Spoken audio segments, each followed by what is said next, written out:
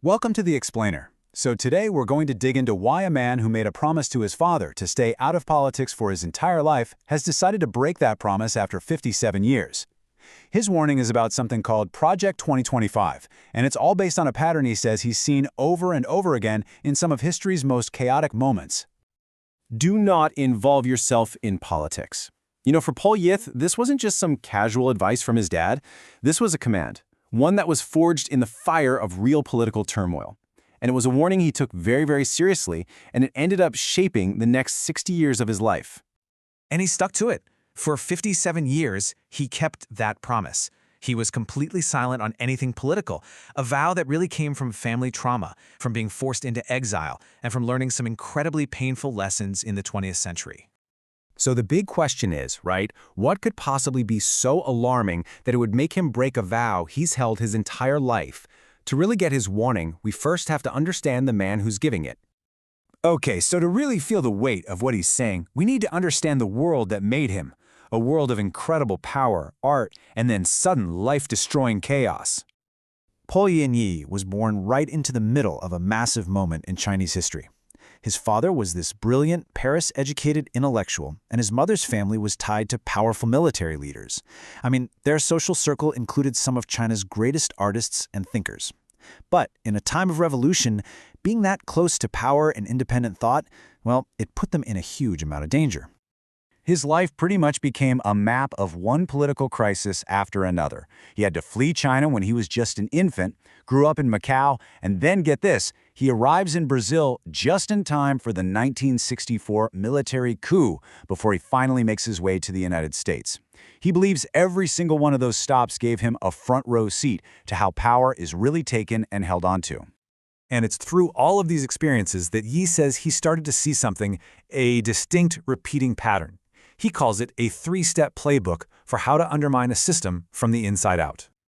So here's how he says it works. First, a leader or a movement makes a claim about some big, noble goal that pretty much everyone can agree on. Second, they use that claim as a cover to coordinate a takeover, systematically getting rid of independent experts and replacing them with people who are loyal to them. And the result, he argues, isn't the fix that was promised, it's just raw, consolidated power.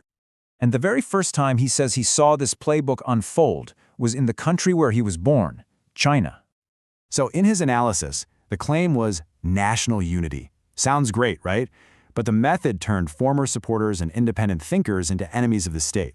Artists and intellectuals, people his father knew personally, were exiled or even worse. The result, he says, was a complete purge of intellectual freedom that forced his family to spend their lives on the run. Then, when he was just a teenager in Brazil, he believes he saw the exact same sequence of events happen all over again. As he tells it, the claim in 1964 Brazil was stopping communism. The method was a military coup, and Yi points out that one of the very first people they exiled was the educator Paulo Freire. Why him? Well, in Yi's view, it's because Freire's literacy campaigns didn't just teach people how to read words, they taught people how to think critically. And a population that thinks for itself is impossible to manipulate. And this personal history, all of it, brings us to right now. Because today, here in the United States, Yi is arguing that he sees that same familiar pattern emerging all over again with Project 2025. Okay, so this is really the core of his argument. He's putting the stated goals of Project 2025, things like restoring constitutional balance, right up against its proposed methods. Now, proponents of the project, they'll argue that reclassifying civil servants is necessary to make the government more accountable to voters and get rid of what they call an entrenched bureaucracy.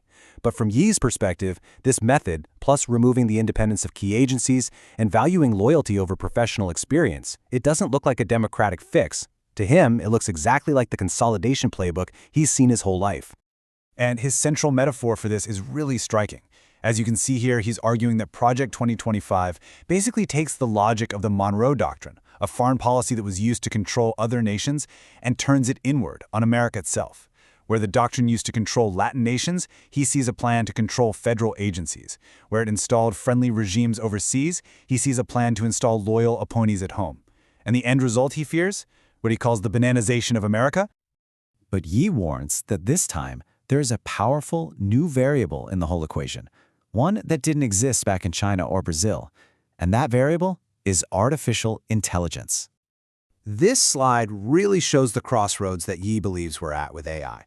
On one side, he sees all this amazing democratic potential. It could enable things like totally secure electronic voting and new platforms for citizens to have a real say. But on the other side, he's terrified it's being built for authoritarian control, capturing federal data to target citizens and creating a massive surveillance system. From here, he lays out three very different paths forward. The first is what he calls oligarch weaponization, where a small elite group uses AI to get total control. The second is bloodshed, which he sees as the tragic historical result when people try to resist this kind of consolidation. And then there's the third option, democratization, which he points out has never actually been tried before, where regular citizens can use these new tools to make their own democracy stronger. And this all leads to his conclusion. After 57 years of staying silent, his warning isn't a partisan command. It's a plea for every single citizen to really engage their own conscience. He argues that the only real defense against this pattern is a public that is hyper-engaged, a public that, in his view, should be demanding more participation, not less, a public that demands transparency, that insists expertise is valued more than loyalty, and that uses whatever tools are available to constantly check and double-check its own government. At the end of the day, his entire warning really boils down to this one core idea. The grand mission of our time, as he sees it, is to decide who gets to use these incredibly powerful new tools. Is it going to be everyone so we can think together and build a better future? Or is it going to be a handful of elites so they can maintain control? And so after 76 years of witnessing history firsthand, this is the question Paul Yi leaves us with. He isn't telling anyone what to think, but he is breaking a lifetime of silence to beg us to think and to really consider which of these futures we are choosing right now with what we do or what we fail to do.